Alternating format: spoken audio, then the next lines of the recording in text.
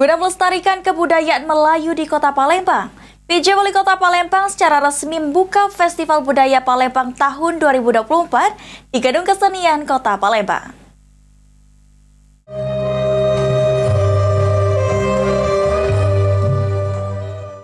Guna melestarikan kebudayaan Melayu di Kota Palembang, PJ Wali Kota Palembang Uco Abdul Rauf Damenta secara resmi membuka Festival Budaya Palembang tahun 2024 di Gedung Kesenian Kota Palembang.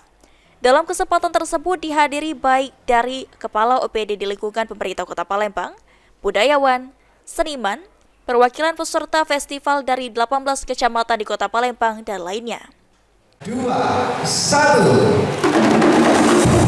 Baik, dengan ini Festival Budaya Palembang 2024 dengan lokal resmi dimulai. Kita beri tepuk tangan yang meriah.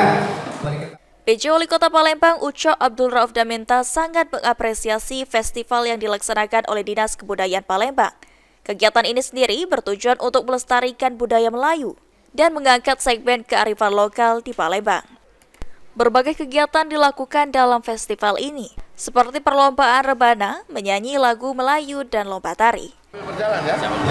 Sambil berjalan ya Pak. Mungkin kalau kemarin kan anggarannya 1M nih Pak, ada perkiraan lagi Pak? Saya anggaran kurang tahu ya.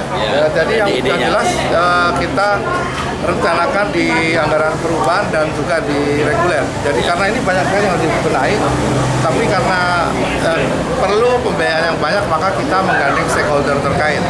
Dalam hal ini Bang Sumso sudah berkomitmen dan bersedia membantu kolaborasi dengan kita dan juga Pertamina.